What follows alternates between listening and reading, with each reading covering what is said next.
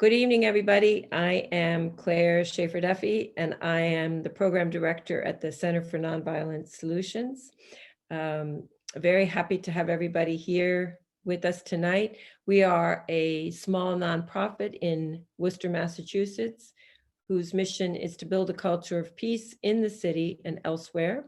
We focus primarily on education. We run programs for youth. We also run programs for the general public. Including monthly webinars like this one that you're attending tonight.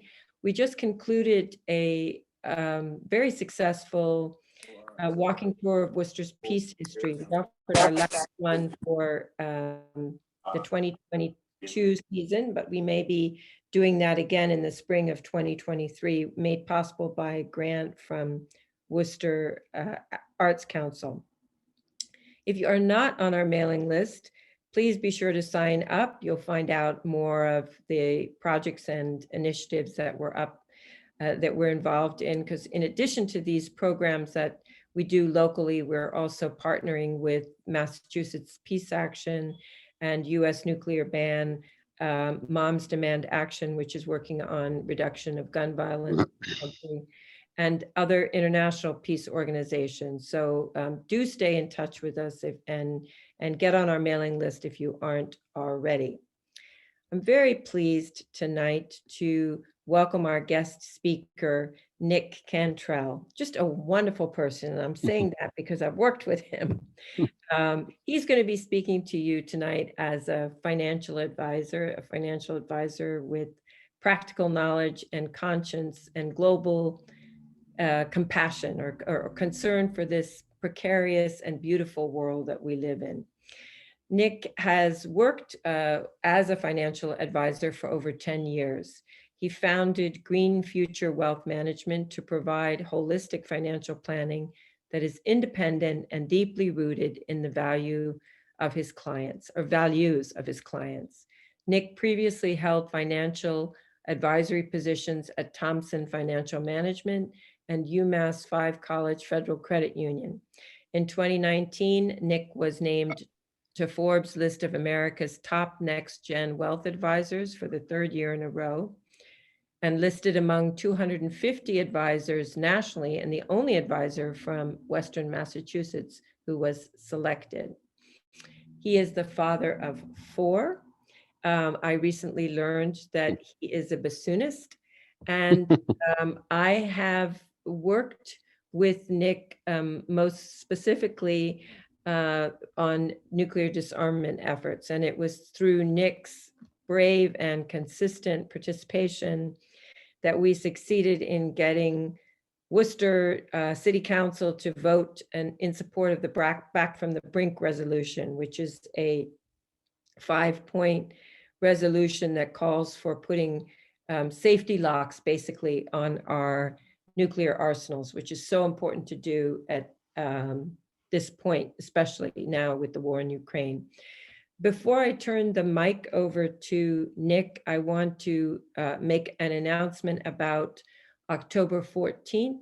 The center is partnering with Diffuse Nuclear War, which is a national coalition that has emerged to call attention to the risk of use of nuclear weapons in the Ukrainian-Russian war. I'm sure many of you are aware of it.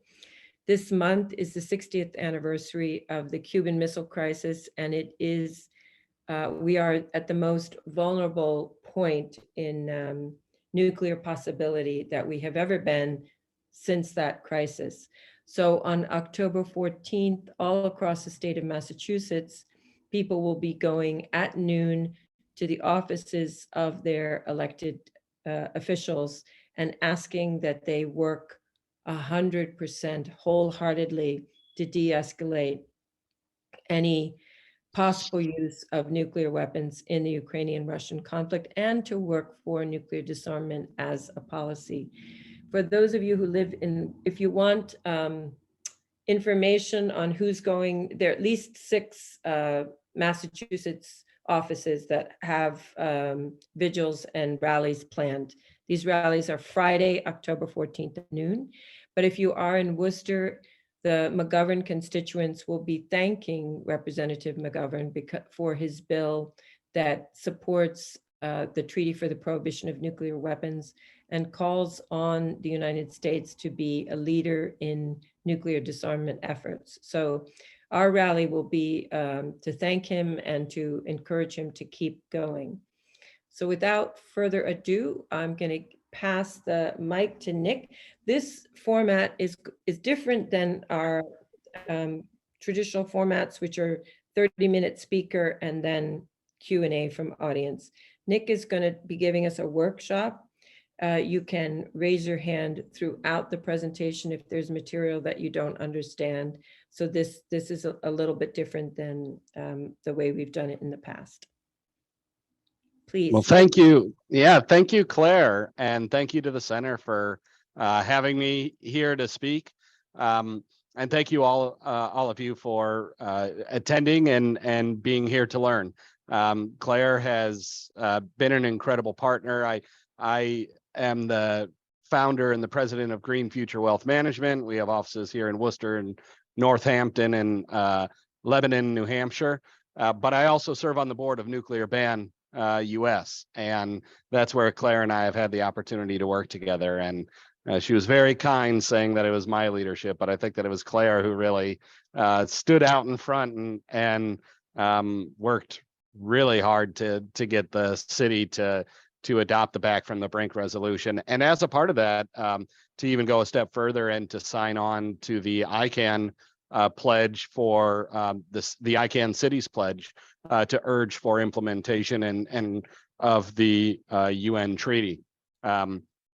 Nuclear weapons and nuclear weapon disarmament, and in particular divestment from financial portfolios, is an area of specialty for me and for the firm. Although we really work with people on all different areas of sustainability, but in particular, nuclear weapons is a real focus of mine. And I was lucky enough to participate in the ICANN forum. That was a part of the UN the first meeting of state parties in Vienna this summer, and give the workshop there on nuclear weapon divestment, which was just a fantastic conference. It was representatives from all of the countries that have signed on and ratified and are now working to implement the UN treaty in their home country, and all of the NGOs that are working to support that. So for that, I chose to give a workshop, not a lecture. I'm not a lecturer, so I'm happy to talk, but I'm also happy to answer questions as anybody has them. We can make this as interactive as you like. And there will also be time for questions at the end as well. So if you have a question or you want me to slow down or repeat myself, this financial, anything to do with investing can often be a little bit confusing, or repetition can be helpful. So just let me know. But today, and I'm going to go ahead and share my screen here. Today we are the focus of the presentation, and the name is Investing to Combat Climate Change and Promote Peace. And I chose these two areas because they're the two most common areas that clients or individuals reach out to us for assistance with. Climate change is obviously top of mind for many of us, not just regarding our investments, but top of mind in general. And so I wanted to put together a presentation where people, whether they've never invested before, or whether they have decades of experience and millions of dollars, and people everywhere in between, to be able to have some concrete, actionable steps that they can take to combat climate change and then to promote peace. I agree with Claire that this is the most fraught time in decades since the Cuban Missile Crisis, as it relates to nuclear weapons, where we have nuclear armed states on a weekly basis at this point threatening the potential use of nuclear weapons. It's unprecedented for the last 60 years, the frequency with which nuclear weapons are, and the usage of nuclear weapons is being discussed and threatened at a global scale. So there are steps that we can all take, working to work with our legislators to try to implement policy to work towards the abolition of nuclear weapons is critically important. There are also steps that individuals can take to promote peace within their investment portfolios. And nuclear weapons are a very key part of that, but not the sole issue there. So my goal today, whether you have never invested or whether you're a pro, whether you manage investments yourself or whether you work with an advisor, is to empower you with some tools to help move you forward in that. And there I am. I typically include a picture of my family in here too. I have 4 young kids between the ages of 1 and 9, and we live here in Worcester. And I typically put them in because, they're super cute. Next time I'll put them in. I've broken the agenda up into 4 main areas: the case for sustainable investing, investing to combat climate change, investing to promote peace, and investing to manifest your values, which is a broader presentation of trying to customize your investments to fit your particular values. Values are individualized, and climate change and peace are some of the values that you may want to have reflected in your investments, but it may be broader than that. These 2 middle ones, climate change and peace, are almost identical. So we'll spend more time on the first one than we will on promoting peace, because a lot of the tools that you would use are the same, which is should lead you to the idea that if you begin to work on this, once you get going, it gets easier as you go along. All right, so first we have the case for sustainable investing. And I think that this is really important to start with, because this is often the first myth that people have. We all have our stories about money. One of the myths that has been heavily pushed in the media and amongst and by financial advisors and asset managers and a lot of other people is that you have to sacrifice investment returns if you want to incorporate sustainability. It's this very long-standing myth, but there's no basis in fact for that. So I always like to start there. A lot of folks, when they first begin to consider incorporating sustainability into their investments, they will have an initial conversation. They'll say, I think it's really important to have my investments match my values, manifest my values in my financial life, but I'm just not sure how much return I can give up. You don't have to give up return. It's well documented.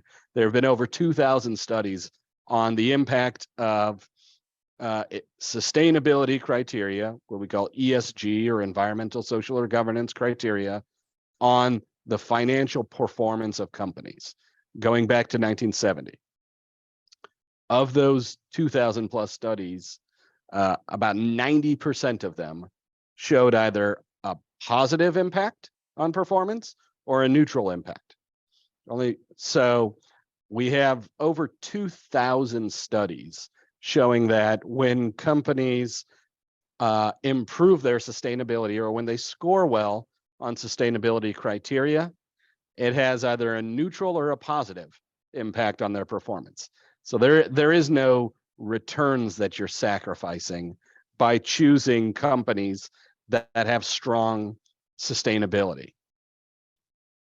Going a step further, most individual investors are not picking and choosing stocks.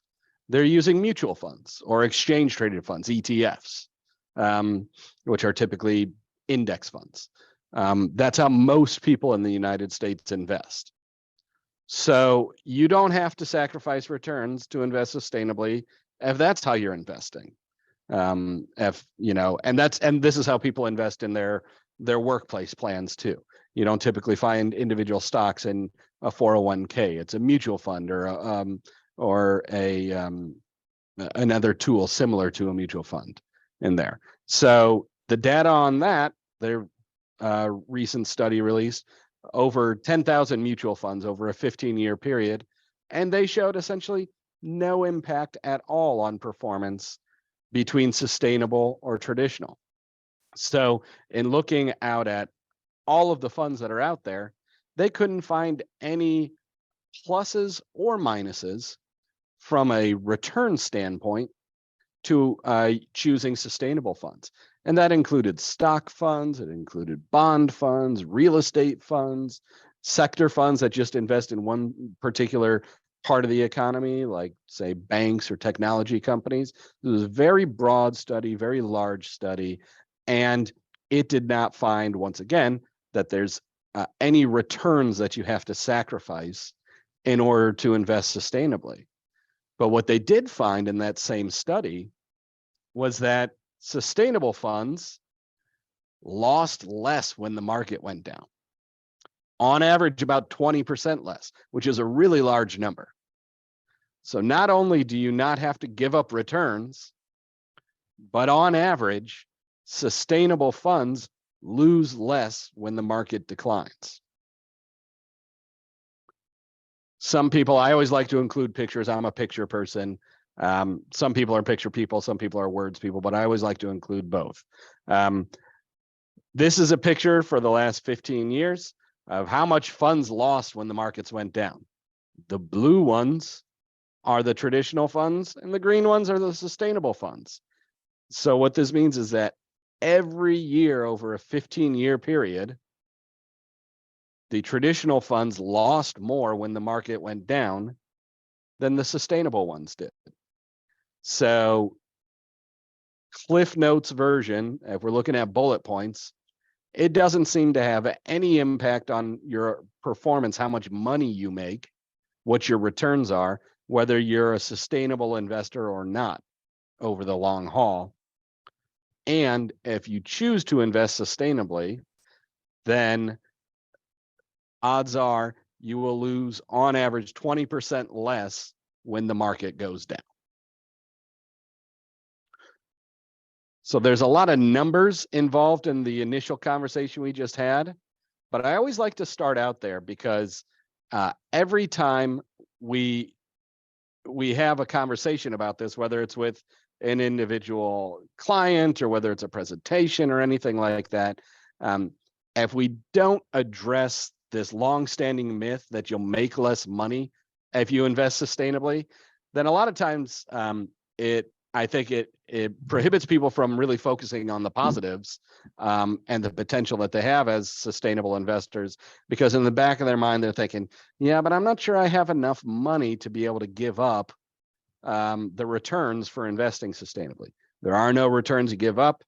The research shows it's about the same. And also it tends to have a little bit better performance when markets go down. So that is the I always like to start with that. Does anybody have any questions on any of that? There's a fair bit of investing jargon and numbers in there, but I think it's really important to get out right at the start.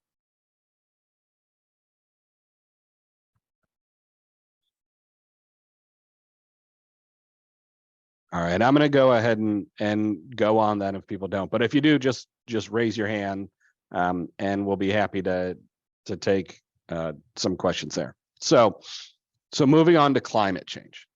So investing to combat climate change is probably the number one reason that people will choose to seek me out. They want to try to do whatever they can to try to combat climate change through using their dollars that they've accumulated or are going to accumulate. This can be not-for-profits that have an endowment portfolio that they want. This is regular investors. This is businesses that have a retirement plan that are trying to figure out how they can incorporate sustainability into their retirement plan, all of that. So whether you work with a financial advisor or you manage your own investments, you can invest to combat climate change. There are concrete steps that you can take that will impact the climate change that you see through empowering and funding companies that are involved in responsible business practices and defunding those that are not.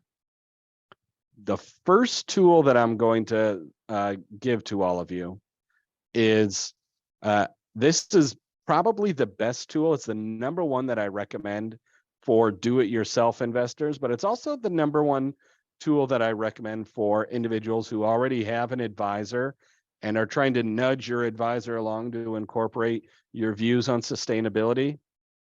And it's this website, As You Sow. So As You Sow is a nonprofit organization that is essentially doing the same work that I am, except they're doing it, they're not handling the implementation. We manage portfolios for people. We actually implement the strategies that we work out for people. They're solely involved in education and providing tools. And they've really created some great tools. I put the asyousow.org and I put the invest your values piece here at the end. But if you just make it to asyousow.org, they will, you can find everything from there. They have 7 different areas, issue areas that they're providing data on right now. And this has grown over time. It started off with fossil-free funds, and it has grown. But specifically for areas of climate change, I would have you focus in on the fossil-free funds and the deforestation-free funds. And so what they've done is they've created a system where you can go and get information on mutual funds and ETFs. Remember, that's how the average investor invests in America. The pros of using As You Sow, number one is it's a free resource, free for everybody. I encourage other financial advisors. One of my goals is to teach other financial advisors how to do this work. I run a study group for advisors that want to try to learn how to do this work. And I have a lot of software that I subscribe to that has all sorts of bells and whistles, but it's really expensive. As You Sow is free. So that's the first thing I always list about it. It covers about 3,000 different stock funds. It has a really good search tool now. They've really invested in that. So you can search based on specific areas of importance to you. They have info on carbon reserves and fossil fuel industry and utility exposure. And they've started producing info as well on commodity producers and lender exposure, which is not everybody has. That's relatively difficult. So that would be companies like banks that are funding pipelines. They have that data in there. The downside is it only covers stock mutual funds, not bonds or mixed funds. So if you have a bond fund, you won't find it in there. If you have, like a lot of people in their 401ks and 403bs might have a what's called a target date fund. It might be like a 2020 fund or a 2030 fund. All of the large fund companies have those. It doesn't include those because those are a mixture of stock and bond. So it's relatively limited in that it only covers stock funds, which is less than half of the funds that are out there. So you may have some investments that you have if you want to try to plug in your investments to see how they're doing. Some of your investments you may just not find. And you don't have the ability to analyze your entire account. You have to go fund by fund. So you can't type in all of your investments and then get one big report to see how all of your investments are doing. You have to go fund by fund through there. It doesn't make recommendations for you. So if you type in your fund and you don't like it, it doesn't tell you what you should be in, but it does have a search tool that lets you find some other funds that could maybe score better for the issues that are important to you. And lastly, it does not track the shareholder engagement efforts. That's really important in investing, which is how does the fund company engage directly with companies to get them to improve their business practices, and do they vote their shareholder proxies accordingly to try to vote for environmental resolutions. And that is just not something that As You Sow is set up to cover. So it doesn't do everything, but it is by far the best tool for the do-it-yourself investor on trying to do some research to find out how are the funds that you own doing from a climate change standpoint, and what are some other tools that could be available that could maybe score better from a sustainability standpoint. A little bit later on in the presentation, I'll show you, I have a couple of screenshots of what their grade card system looks like for a couple of different funds. But just in case anybody didn't get it, As You Sow and .org, not .com.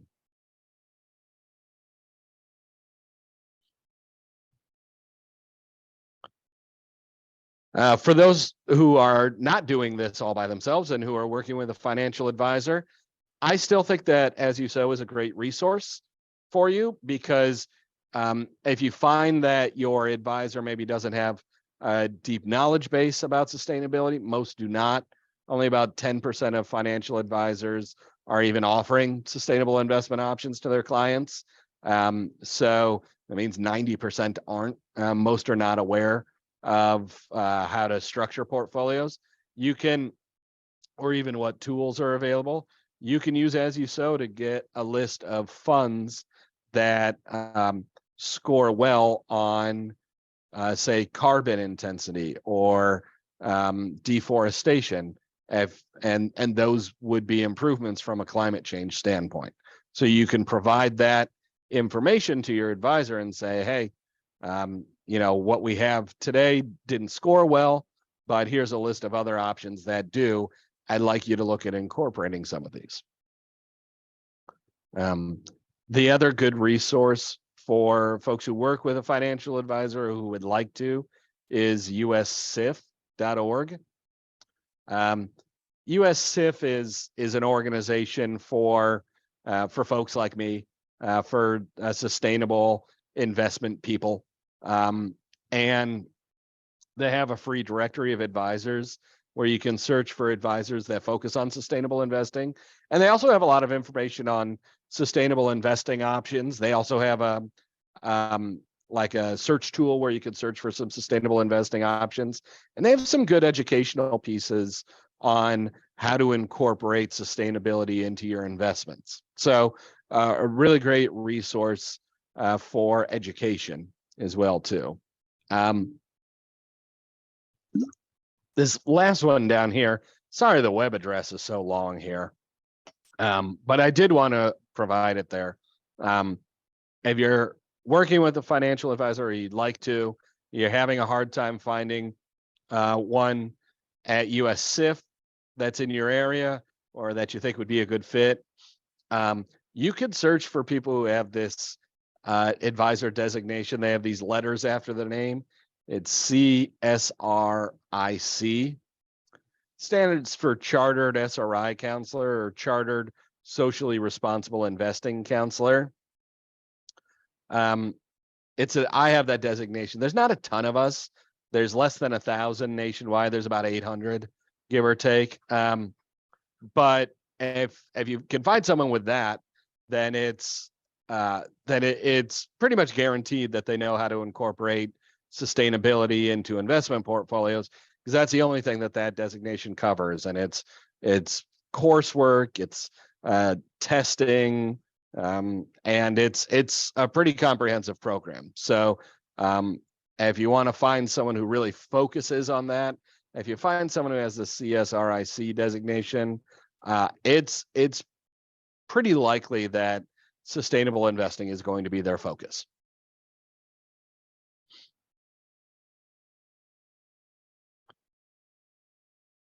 My tips for working with a financial advisor on climate change and incorporating climate-friendly funds into your investments, number one, be very clear about your goal of incorporating sustainability into your investing and financial plan. I often find that when I've had a conversation with somebody, either when they come in to meet with me or just in passing, they'll often say, well, I brought it up in a meeting, but my advisor basically said, you'll never make any money doing that, and just donate to charity instead. I think it's helpful if you're very clear from the outset that it is a goal of yours to incorporate sustainable investing into your overall investment portfolios. Being very clear about your intentions, I think, will be helpful in guiding that conversation. I also think it's important to share any specific areas that are meaningful to you. If climate change is important to you and you want to focus your investments on incorporating sustainability and climate change, make sure you share that with your advisor. You can say, if you work with Sally Jones, you can say, Ms. Jones, I want to begin incorporating sustainable investments, particularly ones that are that have a good track record on climate change issues, because that's important to me. And if you've gone to As You Sow to get a list of some sustainable investing options, you can share that with them. They may already know. This may be something that they already do. But if you've done some research or found some tools, then you can feel free to share them. And lastly, don't take no for an answer. If you work with a financial advisor, it's their job to guide you and provide advice, but taking into account your goals. It's not their goals that matter, it's your goals. So if it's important to you, don't take no for an answer. And if it's not a skill set that they have or something that they're willing to work with you on, then there are resources, USCIF or at the CSRIC, there are resources to find advisors that do help with this, and that's all they focus on.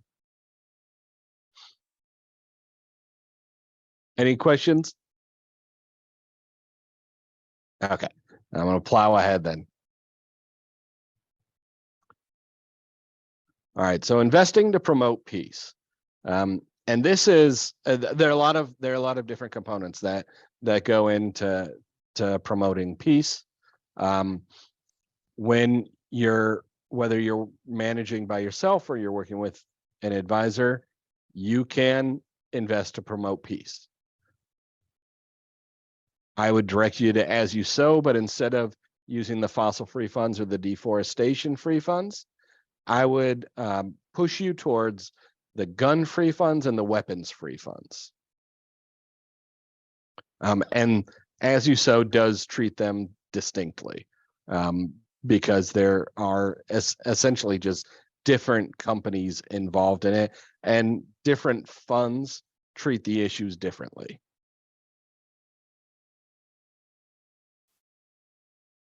This should look very similar to what we saw before. The pros covers 3,000 stocks funds, had a handy search tool. They do have good info on military contractors. In fact, the exact amount of money that a corporation or that a fund would have involved in military contracting. It's very handy. They do provide some information on what are often referred to as controversial weapons, like cluster munitions, landmines, nuclear arms.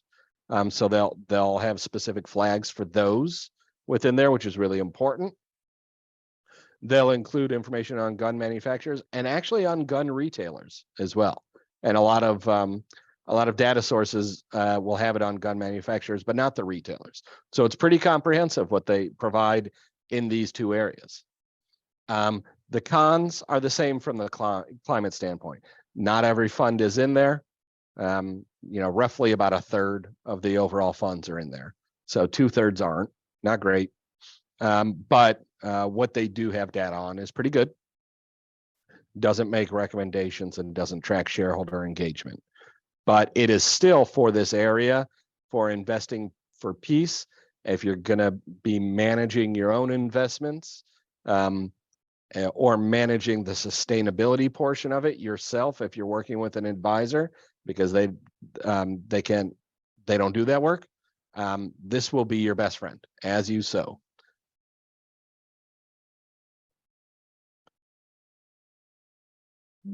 This slide is identical, because the same resources that I would push you towards for climate change are going to be the same for promoting peace if you work with a financial advisor.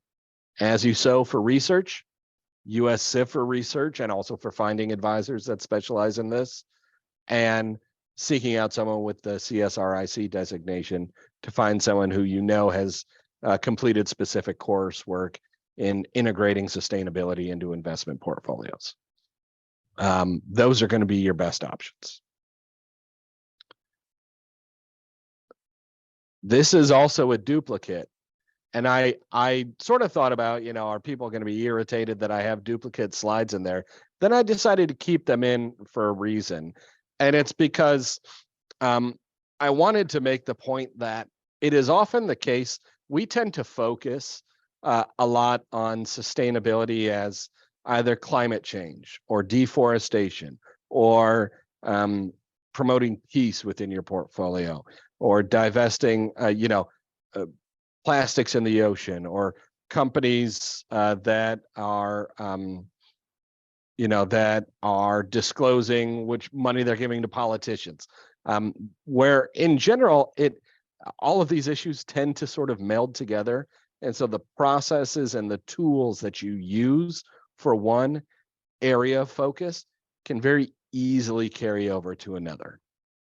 So if you want to incorporate promoting peace and divest from weapons manufacturers and gun manufacturers and retailers, share that very clearly with your financial advisor. It's a very clear goal. Just like I want to have $5,000 a month of after-tax income when I'm in retirement, and I want to take a trip every 2 years and take the grandkids to Disney, I also want this as a goal, and it's just as important to me.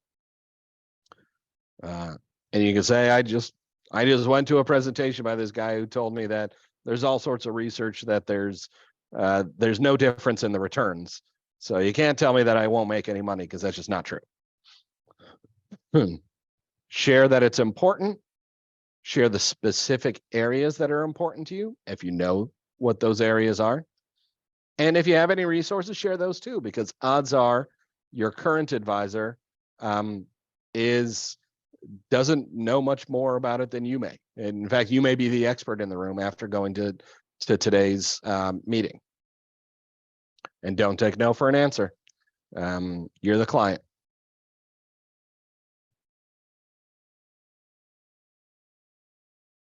All right, so we're coming into our fourth section here, which is investing to manifest your values.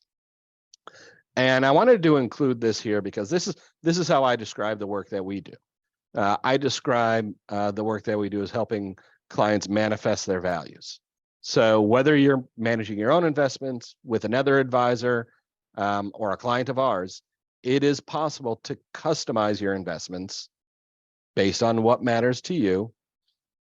And there are only 3 major steps that you need to do.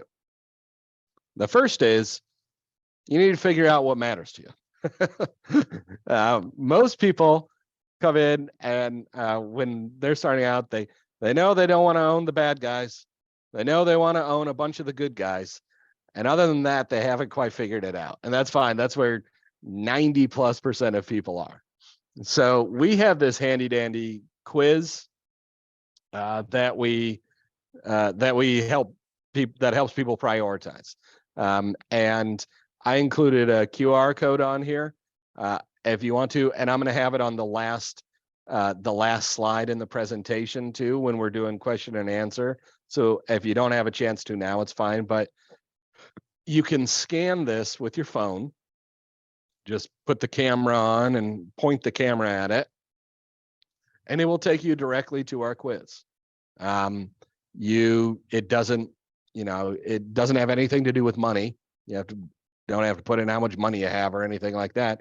It's just a 15 question, takes about 2 minutes, 15 question, what they call a Likert scale, strongly agree, strongly disagree. I think people shouldn't use tobacco, strongly agree, strongly disagree, whatever that may be. And it will help you prioritize what may be the areas that are of most important to you. We have a software program that it feeds into, and if you complete it on your phone or you complete it on your computer, it will give you a little printout of. It looks exactly like this. So it basically places you into 8 different, call them like investing personas or archetypes, for different areas that could be important to you. And most people come with anywhere from 2 to occasionally all 8 of them that are important. So you may come in and maybe, all right, I'm a planet protector and I'm a peace protector. Those are the 2 most closely aligned with this presentation. So if you look, I didn't expand each of these investor personas because if I did, they wouldn't all fit on the screen. So I didn't do that. But I did expand the one at the top, which is planet protector. And so you can see the ones that go into that are exposure to clean energy companies. Obviously, we want more of those. And then deforestation producers exposure, companies with environmental violations, fossil fuel industry exposure, and toxic air pollution, the companies that are involved in toxic air pollution. So those are the main criteria that we would look at for someone that fit there. Tangentially, there actually are a couple others that we look at as well too, because we track, at our firm, we track 105 different metrics. And these archetypes there's only about 40 or 50 of them built in. So we track 105 different metrics. We track, like for Planet Protector, we track like single-use plastics and things like that as well too. So we do quite a bit of broad tracking there too. But this is available to you. It is free, and you can do the QR code. You can find it on our website. We're at greenfuturewealth.com. It's about halfway down the opening page. There'll be a button that says like take the quiz. It's about halfway down the first landing page at greenfuturewealth.com. And it's free, and it'll give you this info. And if you want to, you're happy to have it, take it, print it out. You can export it into like a PDF file so you can keep it for your records. We use it as a way, we then take folks' investments and we'll view them through this lens. So if you're a planet protector and a peace protector and a health defender, then we'll view all of your investments through that and basically say, how are they doing on the things that matter the most to you? And that's something that we can help you with too, if you want. We always offer that. Our goal is to try to help as many people as possible manifest their values in their investments. So we're happy to take you through that process for free if you want. You can send me an email afterwards. You can reach out after you do the quiz, and Claire in the center have my contact information as well too. But we're happy to take you through that process and try to give you an idea of where you sit today. And we do that at no cost for anybody who wants the help. And when I give this seminar, I gave this seminar last night in person. We also have a paper copy as well too. That's a little bit easier, but I'll assume that since everybody is watching this on Zoom, that they can get there. If for some reason you're not able to use the QR code, or you can't find the quiz, you can shoot me an email and I'll send you a direct link to it. So you can just click on it. It's a little bit easier to get there. But this will help you figure out your priorities if you don't already have some that are really clearly defined yourself. Some people know exactly what they want to focus on. In my experience, most don't. And this is a good tool to help you figure out, and it's free. Step number 2. So first step was figure out what your priorities are. Step number 2, pick your investments. So you can use the tools available through As You Sow. Remember I said earlier that I would show you a picture of like a report card that they offer for a fund. This is an example of a report card that you can get through As You Sow on the different areas that they track. So, and since people always ask, people typically when I show this ask, so, that fund looks terrible. Where'd you go? You dug one up from the basement and found the worst fund out there. So you look, this is the S&P 500. So this is the 500 largest US stocks. This is the most common investment that everybody owns in America is an S&P 500 index fund. So that's what this is. So does not get a great review from As You Sow.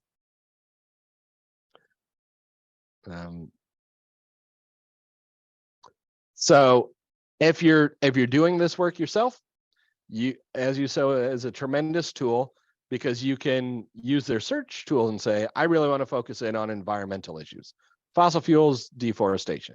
Oh, but you know what? I can't, we have to have something that aligns with my values for peace. So it's got to get an A for fossil fuels, an A for deforestation, and an A for military weapons. Click. And it'll bring up a big list of funds that get A's for all of those. So it's an excellent way to build what we call your investment universe.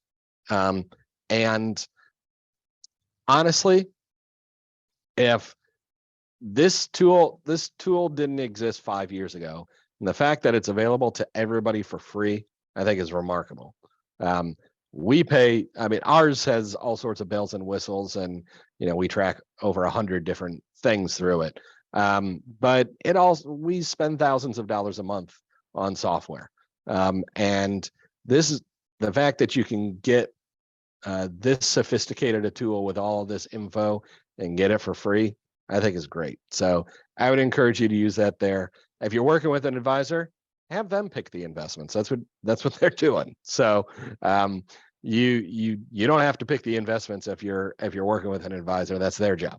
And if your advisor is unwilling or incapable of picking sustainable investments, then you have resources now through US SIF to find advisors who do focus on this work. Or you can email us, and we're happy to help if that's something that you want. Yes, Claire, question? So Nick, if I'm understanding, this works 2 ways. You can put in the company that you're invested in already and get a report card on that company. That's correct. Or you can put in what your preference is. I want it to be A, and this, and this, and it will pull up. Yes. So and it used to just be type in the ticker symbol of your mutual fund, and we'll give you its report card.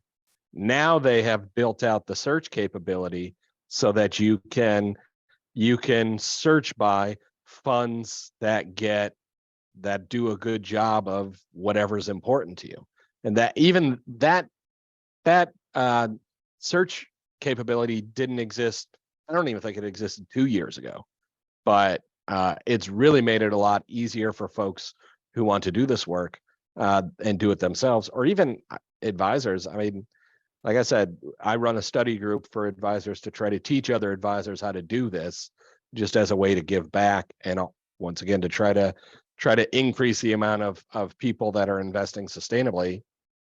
And I tell advisors that don't want to pay all the money that I do for software, I tell them to use this as their tool. They can use it. It doesn't have everything, but it's a great place to start. Good. That answer the question? Yes, and I think Joe Di Rivera has a question too. Okay. Hi, Joe. Hi, Nick. I'm concerned about greenwashing. I know a lot of companies are pretending that they're doing nice things.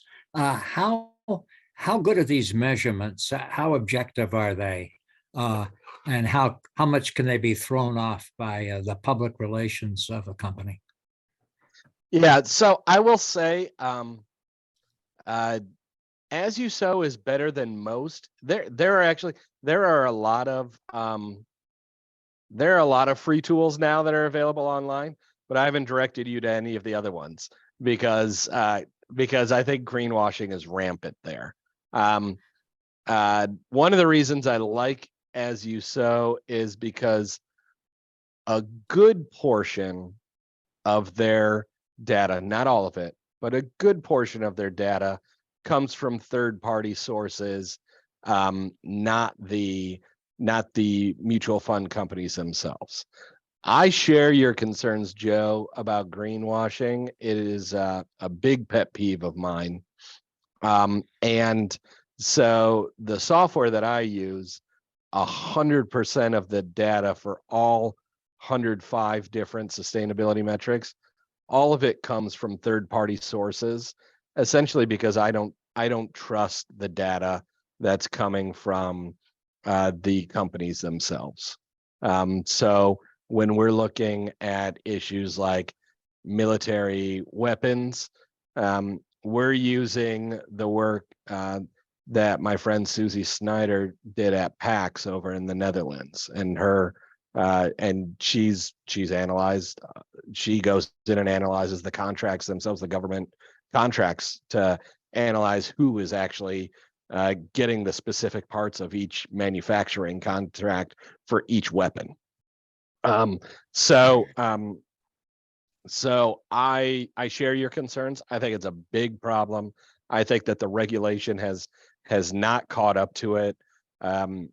And I will say, As You Sow, I think does better than all of the other free tools at getting third-party data, but it's not perfect in that way. And there are a lot of tools now for advisors to use because sustainable investing is grown by leaps and bounds. It's the fastest growing area of finance. And I only use the one where 100% of the data is third party because I don't trust the fund companies, or at least I don't trust all of them. Thanks. Yeah, no problem. It's a major issue. There's the SEC is almost finished finalizing there's going to be some changes to some of the disclosures and reporting on sustainable investing, ESG investing tools. It's going to get better. They haven't put out their final guidance yet, so I'm not sure how much better it's going to get. I participated in the commentary and sent a letter in on what's important there too, because a lot of the companies are just essentially making it up because there isn't a robust regulatory framework for that. So but As You Sow does a pretty good job of getting real data, not just marketing data, is a lot of it is. Good question. Any other ones? All right, we're 2/3 of the way there. Step 1 was figure out your priorities. Step 2 is pick your investments. This is to manifest your values in your investments. Step 3 is monitor your impact. Unfortunately, this is the toughest one for do-it-yourself investors. But I think in some ways, it's the most important. The investments you choose should regularly publish impact reports that detail the steps that they've taken to improve sustainability. If you work with an advisor, ask your advisor for the reports. Thank you, Ms. Sally Jones. It was great to meet and review our plans. The next time we meet together, I would like to know more about the impact of the investments that we're using can you please have some of the companies, if you're using Fidelity or Vanguard or whatever, can you please have Fidelity and Vanguard impact reports for me so that I can review how they're voting their shares when they go to the shareholder meetings. Unfortunately, this is the toughest thing to do if you're managing your own investments. So I included for you here, our tools do this. So we give impact reports based off of the different areas, and we click through to the actual reports themselves. So we can tell clients, all right, so environment, there were 53 different companies that that our investments had engagement with, and here's direct links to some of the examples as to some of the successes that they had. We got Verizon Communications to commit to 50% renewable energy sourcing by 2025. We got Excel Energy to set a net zero target. We got, all of these different things. There were 261 companies that we engaged with for equal opportunity, and to improve their diversity and inclusion disclosures, or reduce executive pay and give more pay to some of their lower income workers. So this is difficult to do without software to do it, but if you invest with, a lot of people invest with Vanguard. If you invest with Vanguard, go on Vanguard.com and they'll have a sustainability report there, because everybody puts them out every year now. Just about 75 or 80% of the companies do every year now, and you can look through to see how they're voting their shares. Unfortunately, Vanguard's not doing a great job of it. That's why they're not a huge, most advisors who focus on sustainability are not a huge fan of Vanguard, because they do a bad job of voting their shares, particularly on environmental issues. But if you want to try to combat climate change and promote peace through your investments, it's not enough to simply avoid the bad guys. It's not enough to simply say, I'm going to try to avoid everybody who I think is doing a bad job, because they don't know that you're avoiding them. If I choose not to buy ExxonMobil doesn't know that. So the key is to stay away from companies with poor performance, unless it's a part of a specific engagement strategy where we're buying shares specifically because we're going to push them as partial owners of the company to do a better job on these things. And that's how you can have the greatest impact as an investor. Unfortunately, it's one of the things that's most difficult to do if you're not working with an advisor. But it is possible if you do it yourself. I'm not saying it's not possible, but it does make it tougher. But I do think that is the third step in making sure that all of those priorities that you cared about and all of those investments that you chose that were a good fit for the priorities, it's the way that you hold account and make sure that what you actually care about is being worked on through your investing strategy. And that's it. That's the end of step 3 there. So here's the QR code again for folks who are interested in taking the investing survey, where you can just switch your phone over to camera mode and point it at that. You can also find it on our website. My website's up there, greenfuturewealth.com. It's about halfway down the first page. There's a little quiz button that you can take, or questionnaire button. Can't remember which one it says. I want everybody to come out of here feeling as if this is doable. You can have an impact. Small and large investors can have an impact. And you can do it whether or not you're managing it yourself or working with an advisor, as long as you're prioritizing your investments, you're prioritizing your issues, picking your investments, and monitoring for impact. I have a And question. yeah, We've been looking at the solar and alternative markets stocks for a long time, and they've not been doing very well. And what we're hearing is that a lot of these socially responsible investments are going through, that are profitable, are going through private equity. And that a lot of the opportunity is not necessarily in the market at the moment, but through private equity. I'm wondering if you can speak to how that graph you showed us, as far as the socially responsible investing did not drop as low when the market went down. How were those stocks formulated?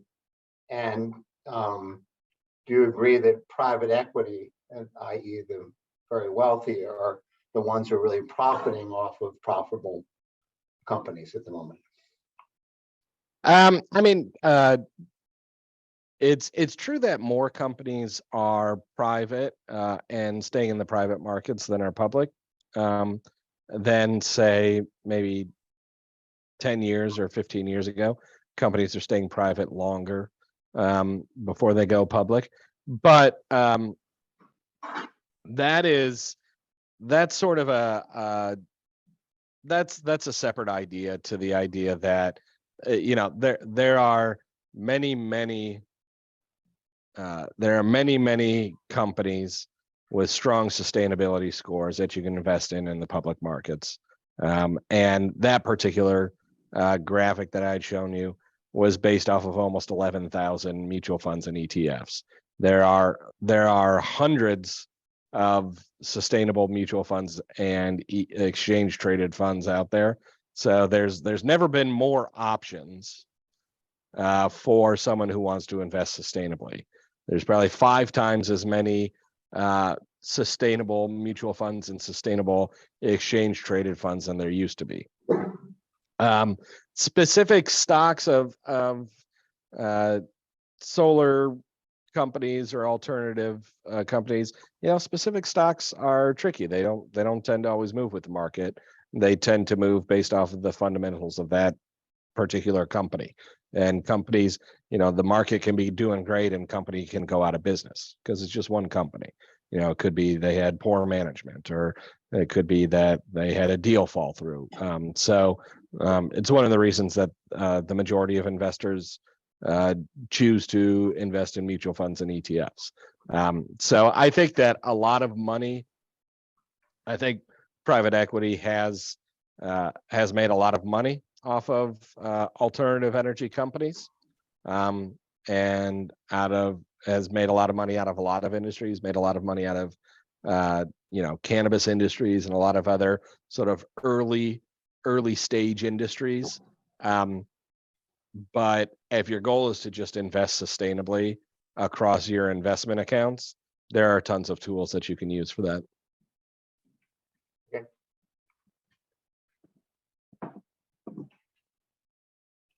That's a good question, though.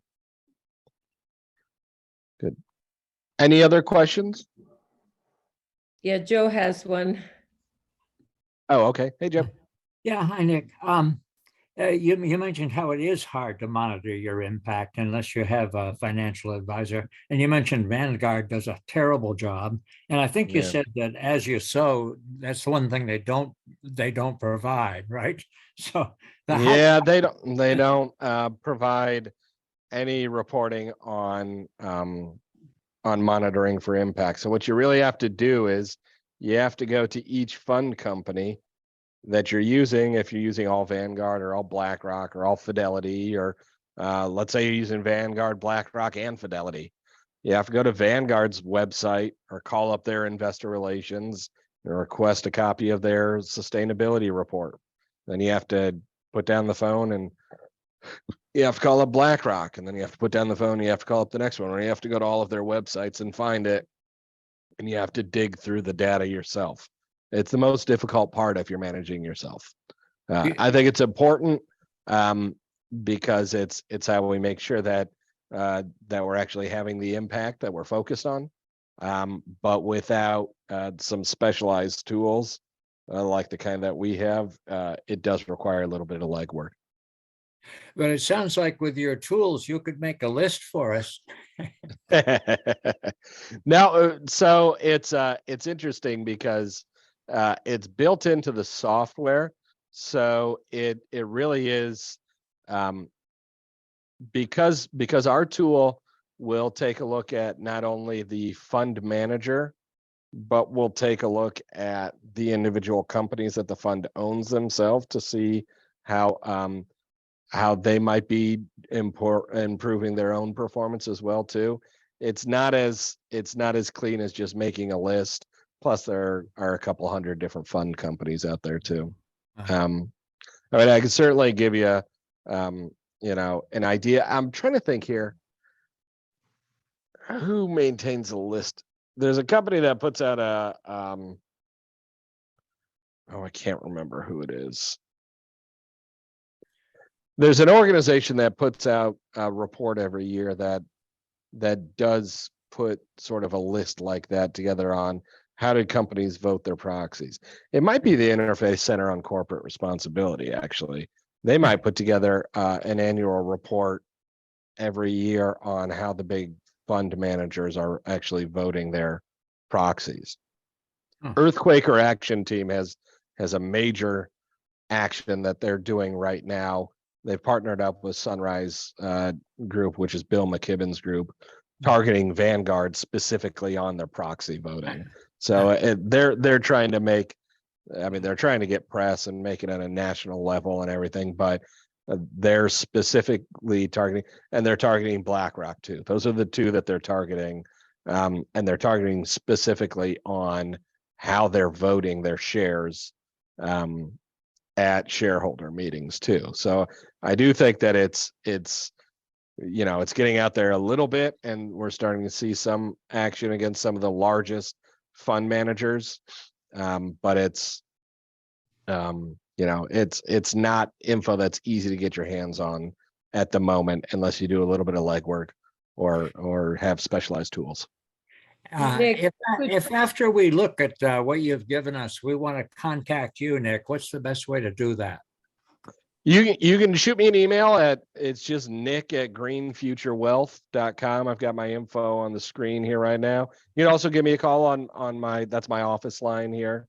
Typically either I'll pick up or Allison will pick up, who works with me here. You can leave me a voicemail there too. I have a secure voicemail system there, but a lot of times people will reach out by email, and we have offices. We have an office in Worcester, Northampton, and Lebanon, New Hampshire. And we also meet with clients.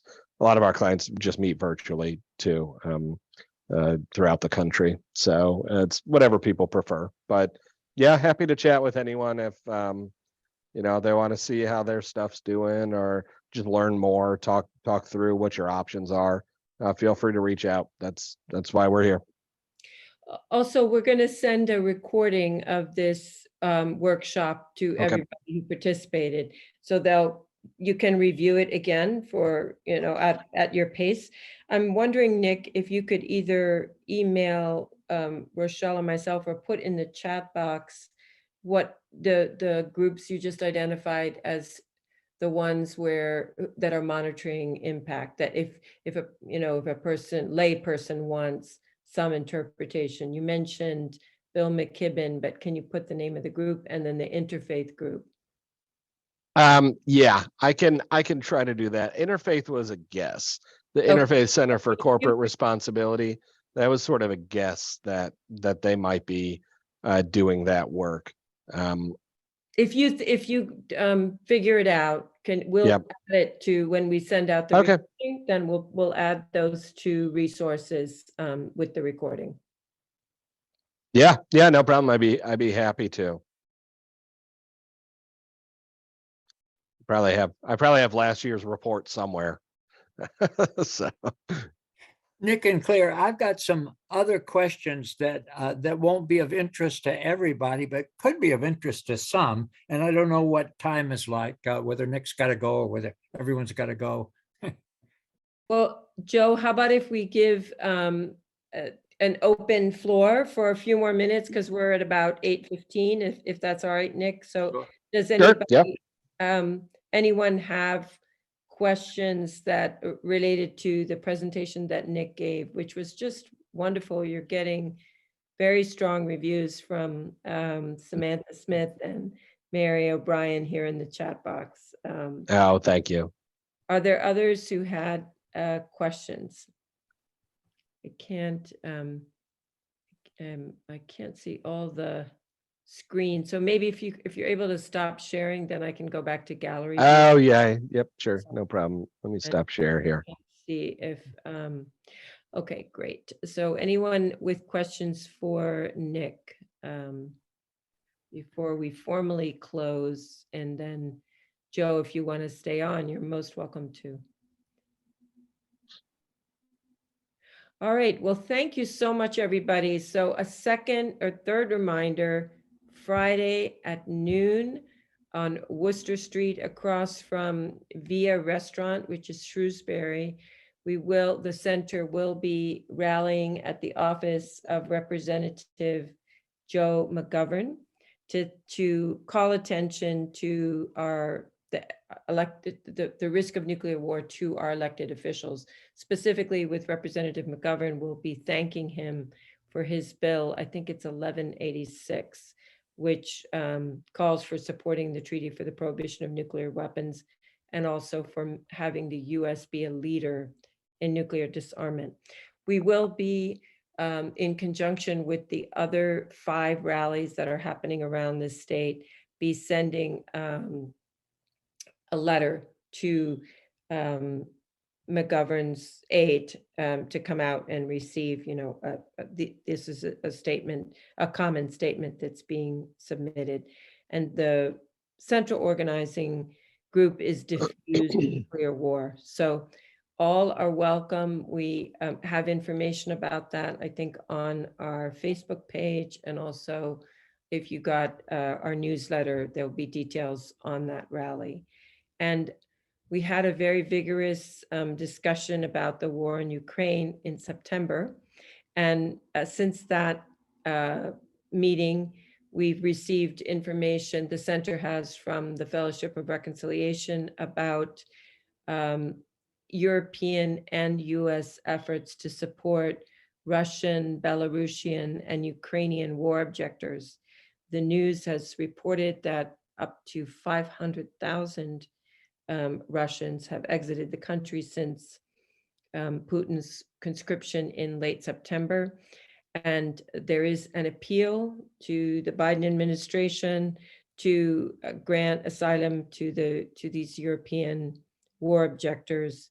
And in Europe, the European Office for Conscientious Objection or Conscientious Objectors is working to have CO status, this would be conscientious objector status, recognized as a human right, because unlike the US context, most European countries do not provide their young people a CO option.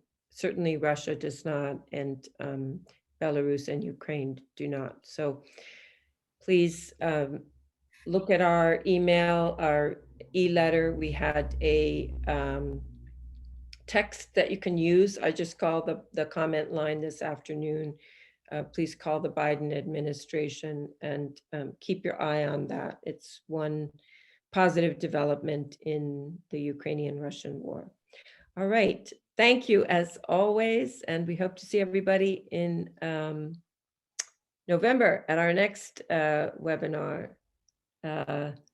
We have a high kudos from Joe Curavilla. Thank you for joining us, Joe. Curavilla, he's a wonderful person and very appreciative of your information. All right, take care, Thank you. everybody. And